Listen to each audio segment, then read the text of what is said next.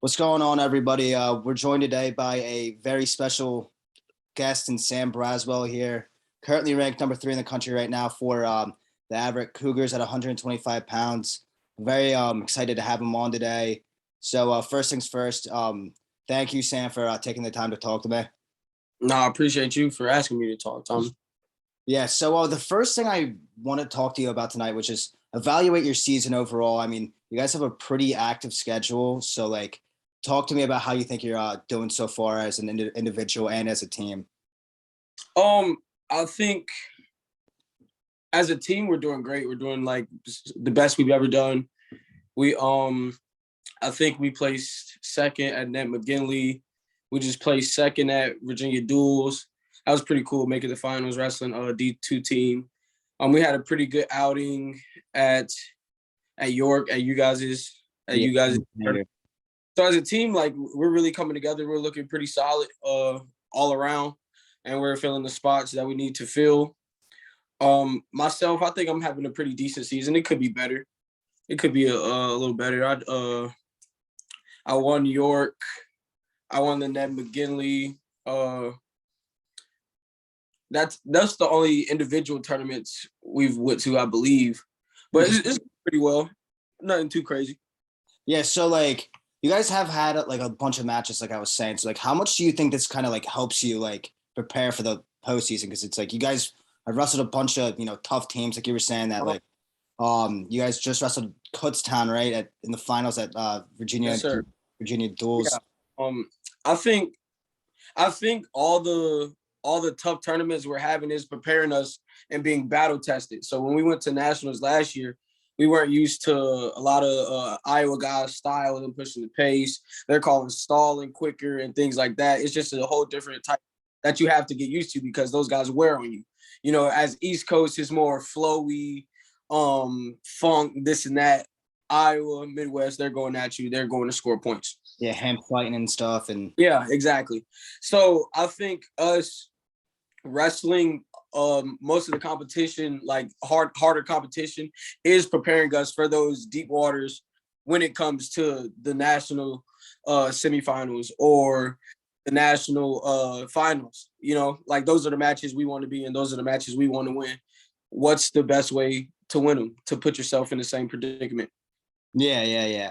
And kind of piggybacking off that, you're gonna see a lot of those guys anyway, late in the season. So it's you might as well get a blow for them. Yeah, feel for them first before you actually when it matters most. So kind of going off that. So it's obviously this is your 5th year, senior year, what are you kind of doing personally in preparation for a final push for your final NCAA tournament? What expectations do you have, or are you just kind of gonna wrestle freely and just whatever happens kind of thing? And I mean, I want to win a national title, that's the goal. That's always been the goal, and the goal will never change. But how you said wrestle freely, I found myself at the national tournament last year not trying to go score points. I was trying not to get scored on. So I think when I wrestle freely, that's when I'm at my best because I like scoring points. But preparing, I'm just doing what I usually do, just to the max. You know what I'm saying? That final push. I think the biggest thing for me is I would usually peak around this time because I was doing so much extra work after practice so early in the season in my previous years. But this year I'm kind of taking it slow into the extra work after practice or whatever I do on my own. That way I peak at the right time in March instead of peaking before the conference tournament. And now I'm having it down, because I get burnt out. Yeah, that makes a lot of sense. And like you were saying with your ability to rack up points and stuff, I think one of your greatest attributes is your ability to chain wrestle. How did that kind of come into fruition? Was that just, because you're obviously you're a real athletic kid, is it just purely athleticism, or is it just that's something that you guys drew a lot with with your coaches and everything and in practice?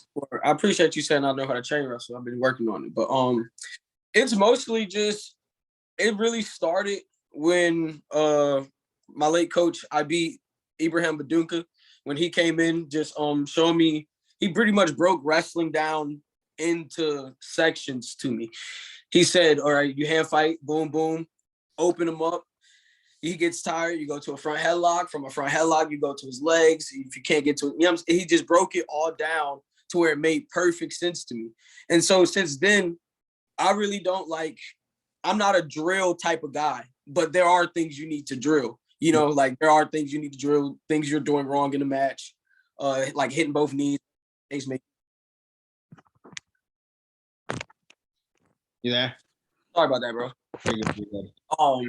But whatever the case may be. But what I do is like I'll go in and flow. I love flowing, just wrestling, you know, like putting yourself in different positions that you've never been in, positions you're good at to get better, positions you're bad at to get better, you know, whatever it is, wrestling is wrestling. Yeah, no, because I remember like a couple of years ago, like right before the pandemic happened, like you wrestled Cakamies from Rockport. Yeah. The finals of like our tournament. And I remember like I was running the table, and like I remember like you hit like a super duck to like a cartwheel to like an inside trip, and I'm just like, I just remember just thinking, I was just like, what am I, you know, watching right now? I was just like, because and I always get hyped up during your matches because it's like we have seen each other a bunch. So freshman year, right? You know, you kind of made progressions throughout your career. So freshman year, you were fourth at regions, which, you know, match shy of being a qualifier. And then sophomore year, you know, you qualified, then you're a region champ as a junior. And then the whole tournament got canceled, like your junior year, coming as like a region champ, 7th seed. How did that like mess with you mentally at all, if at all? Word. That I'm so glad you asked that question, because that's like one of the biggest pushes. So whatever the case may be, we go to the national tournament. We're at the national tournament. We're warmed up. Registration was an hour before. We're about to warm up the day before the national tournament, just to get a workout in. Yeah. They say, they're like, yeah, due to COVID-19, blah, blah, cancel, you feel the energy just leave the room. Like, it was crazy. Never felt it, never felt it before in my life. I'll probably never feel it again. But flashing back to that, we actually went to work out with Ferrum, because Ferrum's only an hour away from us, and Yetzer put us through a workout.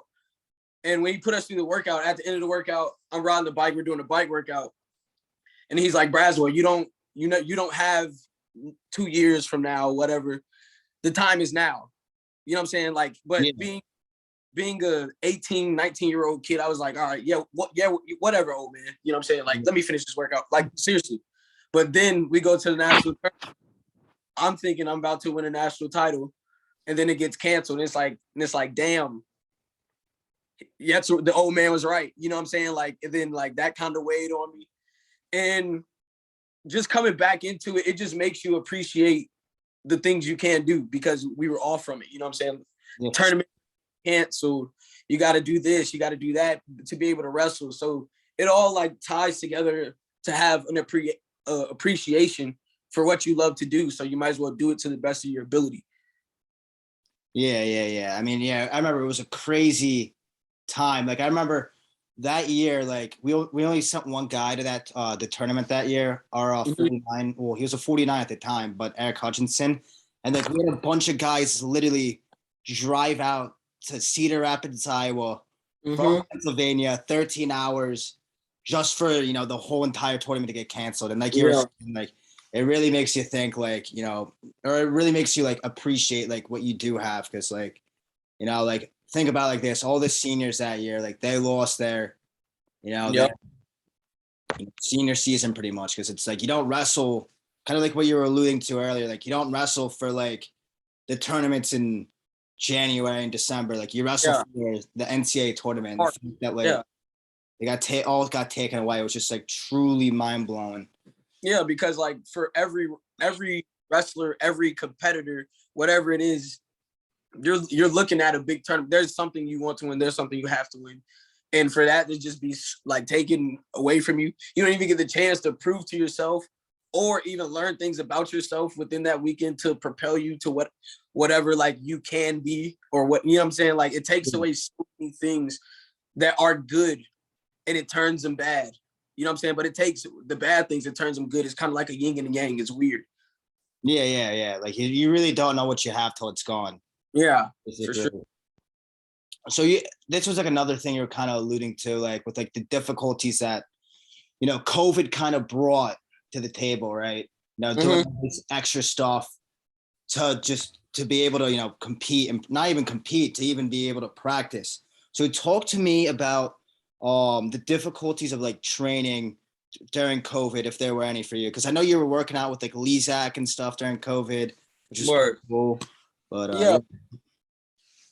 It's hard to like there's some rooms that you can't even go in and train with a coach that's been coaching you for years because of COVID. You know what I'm saying? Because you got to be vaccinated, or you got to have your test results, or whatever the case may be. If it's a private institution, they don't have to let you in.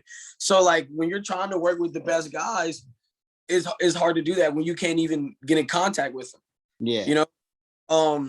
And then COVID, it can cancel like all your plans. Like, prime example, we're national duels 2 weeks ago. Half of our lineup was out. I want to say around like 6 to 7 of our guys are out just because of post-quarter contact, you know, and we're vaccinated. So it does mess with the schedule, but at the same time, you can only do what you can do, and you got to do it, you know? Yeah. And it was like the same thing with what's it called? We saw it with the what was it, Michigan and called Arizona State, where like literally same thing, like, you know, like that Flo had this big event out for like, you know, since that was supposed to be a big match, and it wound up only a couple matches were already matches happened.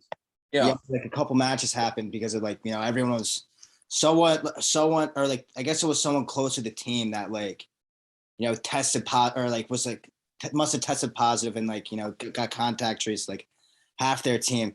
So you guys had to withdraw from national duels? No, we sent half our backups. We got a lot of freshmen, a lot of good, inspiring freshmen up and coming. So we sent just to show them what it's really like. That East Coast wrestling isn't all what it is. You know what I'm saying? There's guys out there who don't care who you are. They want to go score points. They want to win matches. They want to beat on you. So it was a pretty good experience overall because it gave us that hunger too. And I know some other teams are feeling like that because I know I think Loras had to drop out. I want to say Wartburg had to drop out. I don't think like it was, the whole tournament was just like the potential of the tournament just got drained, you know, like just, but it's like everybody's dealing with it. So like you can't complain. You got to deal with it and do what you got to do to get your an Averett thing, you know. Like like you were saying, like the whole country has to deal with it. Yeah, for sure. So like you got to do what you got to do. Yeah. So you wrestled a lot of international styles during COVID. You know, I know you were at, you know, the FILA Juniors, I think it was last year. You're out in I don't know where it was, but then you're also out in what was it? It was the Senior Nationals. Yeah, Greco there. You know, like, do you have any aspirations to, you know, continue wrestling post college or? I think I'll probably like continue wrestling. Probably like just Greco and like mainly focus on Greco. Try to get into that because whenever I wrestle Greco, it's only train it for like a month, 2 months, and just go out there and wrestle. You know, like any type of wrestling is good wrestling. So just go out there. Got beat up a couple times, learn some things. Learn what to do, not to do, you know what I'm saying? Add it into your style of wrestling, just overall stuff like that. I'll definitely go back to Senior Nationals because that's just a good experience in itself, you know. A whole different like vibe. Yeah, why not wrestle freestyle? Because I know you're, you know, very dynamic on your feet. So like why Greco versus freestyle? Because of my stature for one, and freestyle is just crazy. Just lace, like you get laced up and then rolling. I'm just not good with it. Like and freestyle's depth is so much more. Like everybody's trying to wrestle freestyle. You know what I'm saying? Like at the weight I would go to, and I'm underweight regardless of right now because I don't cut any weight in college. Like I'm really just chilling. The weight is too deep. And I like Greco. I like learning new throws. I like dumping people on their head and getting dumped on your head. You know what I'm saying? It's fun. Yeah. So what are you going to be going 55, 60? I'm guessing you're going to be going 55 kilos for Yeah, I don't know what the world team thing is. I think it's up there. It's like 60. It's like 60 kilos, the lowest on the world team for a Greco spot. Yeah, so like I gotta put on some muscle. Yeah. Yeah, so where would you be training? Like Averett still or I would probably train here, but like I would still definitely have to go get some different looks. I would probably go try to train with some old coaches, some new coaches, because my coach Blake Rulo, he don't really got a great background in Greco, and he'll tell you that himself.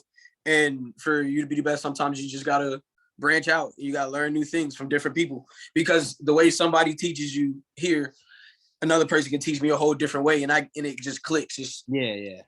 See that? So are you gonna try to get into the OTC at all for that? I guess. Probably not. That's not. I never really thought about that. Yeah. Now that we're talking about it, I was just thinking about it. Like, I don't know. So yeah. So back to folk style a little bit. So what I mean, I have a feeling I know what you're gonna say, but what kind of came back into or what kind of went into coming back for this 5th year for Averett? Just why not? You know what I'm saying? Like that, the overall thing is why not? Why not live my life how I want to live my life and do it freely? I only have one more year to do it. You know, like, and then like it's just like D1, but I had a D3 experience. Like my freshman year, I can really count it as my true freshman year now.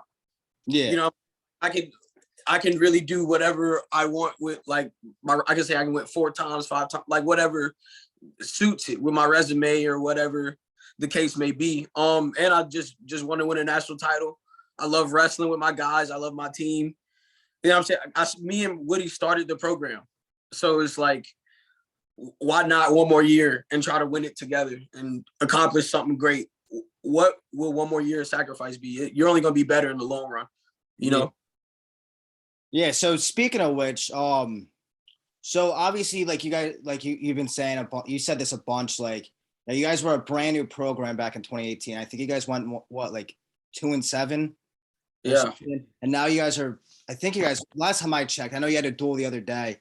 But I think the last time I checked, you guys were like 16-6 this year, which is, pretty good. Yeah. What do you accredit, like, the progress that you guys have made as a program?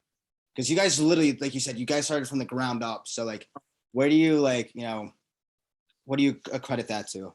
I think it's really a multitude of things and just like it all coming together. So the first thing was setting a standard and setting a culture, I would say. Being a new program, you don't have a culture, like bring a new program, everything is new. You got 18-year-old freshmen who just won state in Virginia who don't think their shit stinks. You know what I'm saying? Like a bunch of just 18-year-old assholes just trying to wrestle and beat up on each other. That's really what it comes down to. So, and then our coaches are telling us to set a culture, set a standard, do this and do that. And we're blowing them off, like it's whatever. It's whatever. We're just here to wrestle. And half of our team isn't good or have like the wrestling ability. So it's like, why not do whatever? But then the next year comes around, you got a whole new wave of freshmen, things get a little better, recruiting gets better, you got a couple guys coming in. You start placing at tournaments, you send guys to the national tournament, the word starts to get out, you're coming up, right? Yeah. Then you got a coach change. Blake Rulo, he comes in, he changes the culture, makes it way more, I wouldn't say way more stern, but just betters the environment as a whole for the team. And then we all just mesh together, and then you still got good recruits coming in. You still got good, you get transfers coming in, guys to help you in the lineup and everything like that. And then it just all blends together because when you have so much potential in the room, it's like, why not try to accomplish something great? You got all these guys who aren't, and that's the way we really look at it. Like you got all these guys who told you couldn't go D1. You're D1 room practice dummy. You're too small to wrestle D. You know what I'm saying? You're too small to D1. He's not smart enough. So we feel like we're like just rejects, and we have so much potential to be as great as we allow ourselves to be. So why not try to be it? So it's like just really the culture and setting a standard on what we want to accomplish and how what it's going to take to get there, Yeah. So speaking of which, like you were saying, like, with like the recruiting process and everything. So like, where else were you looking at when you first graduated? Like, I know you were a 2-time Virginia state champ. No, I only won it once. So, where else were you looking? Where else were you looking fresh out of high school? Averett. I really didn't have like a lot of options. I did like a couple college like tours at NHSCAs or whatever. I got like a partial like scholarship from Newberry, but it wasn't really anything serious. And I really didn't want to go all the way to South Carolina to somebody I didn't like really know or trust. Yeah. So Blake just transferred from SVU to Averett. So I kind of knew I was going to go like the whole time because I just trust Blake and I know he'll look out for me. And I know whatever the case may be, his intentions are pure, So like, I really came to Averett off a leap of faith and just two guys just trying to live a dream, Yeah. Yeah. So would you have went to SVU if Blake stayed there? Or? Probably not. Probably not. You still would have probably went to Averett. I don't know where. See, then the whole thing's different. Yeah. Yeah. You know what I'm saying? Like then the whole situation is different. I gotta like find somewhere this and that because I knew I didn't want to go D1. Like I didn't care for it. It wasn't really like something that was like, I have to do this and that. Like I wanted to go where I was comfortable, where I could wrestle, just like that.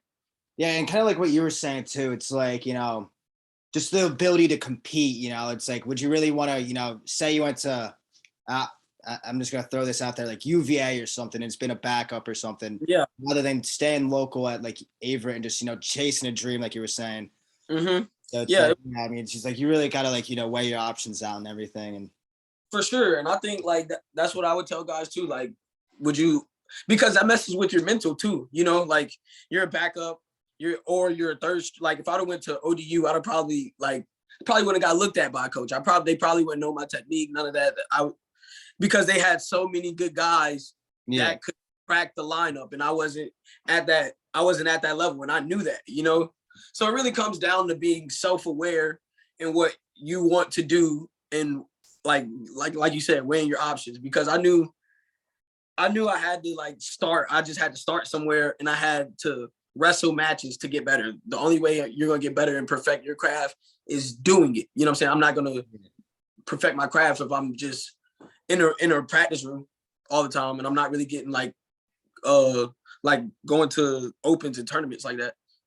Yeah, because it's like, I know Coach Buxton would always say this, every time you got a chance to compete, you got a chance to get better. And, Sure. I was like, that's the thing. It's like, you can practice, 365 days out of the year, but like, if you're not wrestling matches, like you don't really know where you're at. You know what I mean? Like, you know where you're at with, your partner, but like, you don't really know where you're at, like in terms of like, nationwide, like.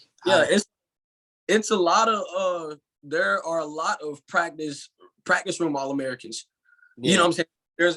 But when that light comes on and you getting tested, it's totally different story. It's either hit or get hit. Yeah, exactly. Speaking of which, are there any matches? Because 25 is loaded. Like, are you looking forward to like, wrestling anyone at like the national tournament or anything, or does that really like not matter to you at all? It doesn't matter, bro. Whoever step on the line, step on the line. That's really what it come down to. You can't avoid it. You can't. It don't matter. You got to get greedy. Yeah, yeah. And then one last thing for me. So, what would be the biggest advice you would give your 18-year-old self? Coming into college is, I'm sure. I mean, it's obviously a big adjustment for everyone. Mm-hmm. But like, what would be like the last big piece of advice that you would give yourself, 4 years ago? Control your emotions.